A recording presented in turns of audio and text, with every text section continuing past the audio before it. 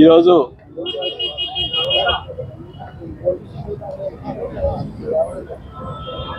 జనసేన రాష్ట్ర అధ్యక్షుడు మరియు డిప్యూటీ సీఎం అయినటువంటి పవన్ కళ్యాణ్ గారిని ఈరోజు కలవటం దాదాపు మీ అందరూ కూడా తెలుసు ఎందుకు కలిశాననేది.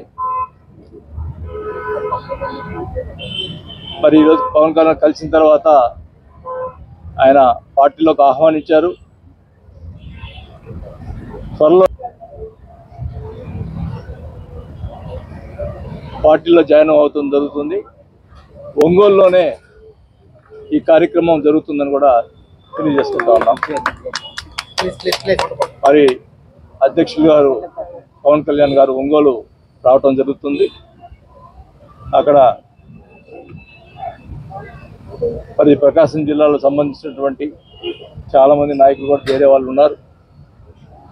కార్పొరేటర్లు, జెడ్పీటీసీలు, ఎంపీపీలు అందరూ కూడా దాదాపు మరి అలాగే కార్యకర్తలు మొత్తం చాలామంది అందరూ కూడా పార్టీలో చేరడం జరుగుతుంది. మరి నేను రాజకీయంగా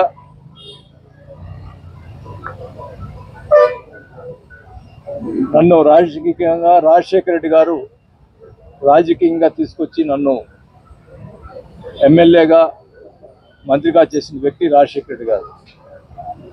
అలాంటి వ్యక్తికి ఆయన చూపించినటువంటి బాటలోనే నడుస్తూ రాజశేఖర రెడ్డి గారు చనిపోయిన తర్వాత జగన్మోహన్ రెడ్డి గారు పార్టీ పెడుతుంటే అప్పుడు నేను మినిస్టర్గా ఉన్న మైన్స్ మినిస్టర్గా కంబైన్డ్ స్టేట్లో మైన్స్ మినిస్టర్గా ఉండటం జరిగింది.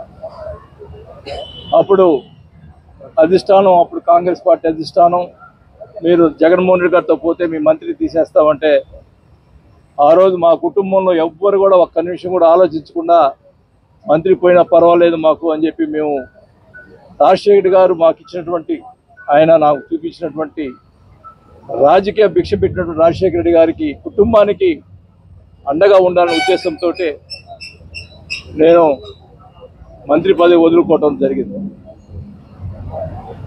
అలాగే నాతో పాటు ఇంకొక మంత్రి బోస్ గారు కానీ, కొండా సురేఖ గారు కానీ కూడా మంత్రి పదవులు వదులుకోవడం జరిగింది ఆ రోజు.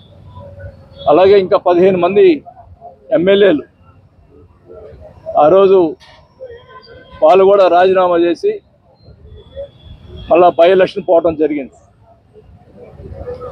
నేను అడుగుతా ఉన్నా, ప్రతిసారి కూడా జగన్మోహన్ రెడ్డి గారు విశ్వసనీయత అని మాట్లాడుతూ ఉంటారు. ఆ రోజు ఎవరైతే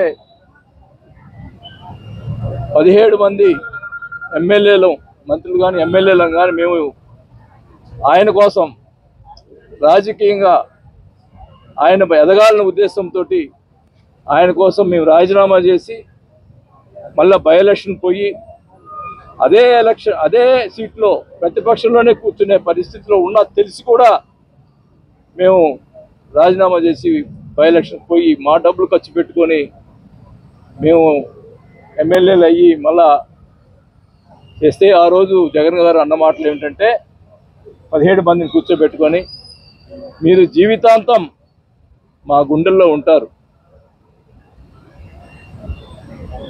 ఎప్పుడు కూడా నేను ముఖ్యమంత్రి అయితే ఈ 17 మంది మంత్రులుగా ఉంటారు, మిగతా వాళ్ళ తర్వాత అని చెప్పి మాట్లాడిన వ్యక్తి జగన్మోహన్ రెడ్డి గారు.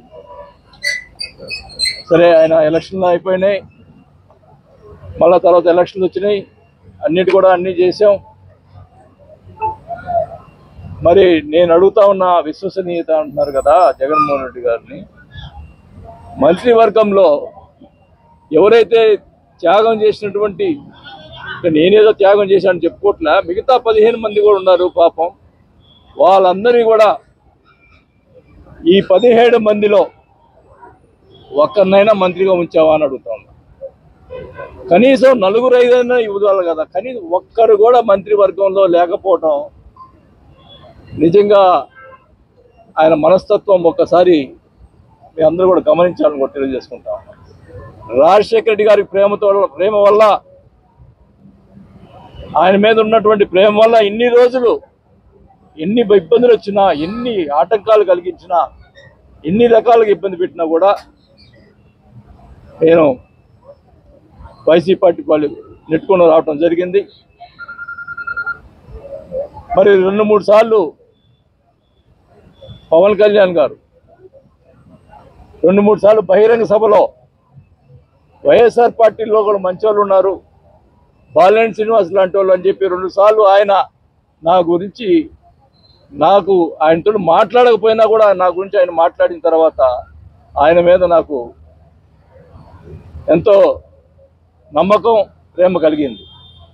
ఎప్పుడు జగన్మోహన్ రెడ్డి గారు పబ్లిక్ మీటింగ్లో నా గురించి మాట్లాడలేదే, మరి పవన్ కళ్యాణ్ గారు అపోజిషన్లో ఉండి కూడా మాట్లాడారు అని చెప్పి ఎప్పుడు అనుకుంటుండేది. మరి దురదృష్టం మొన్న ఎలక్షన్స్ ముందులో రావటం, కొంత గ్యాప్ రావటం, అది కమ్యూనికేషన్ గ్యాప్ వల్ల నేను రాలేకపోయా. ఏమైనా కానీ పవర్ అనేది ఈరోజు బాహటంగా ఒకటే చెప్తా ఉన్నాం. పవన్ కళ్యాణ్ గారు ఒకటే చెప్పాను, పవర్ ముఖ్యం కాదు, పదవులు ముఖ్యం కాదు, మాకు గౌరవం ఇవ్వాలా అంతే కానీ వేరే ఉద్దేశం మాకేం లేదు అని స్వచ్ఛందంగా ఏమి డిమాండ్స్ లేకుండా నేను పార్టీలో చేస్తానని చెప్పి ఈరోజు పవన్ కళ్యాణ్ గారికి చెప్పానని కూడా తెలియజేసుకుంటా ఉన్నాం.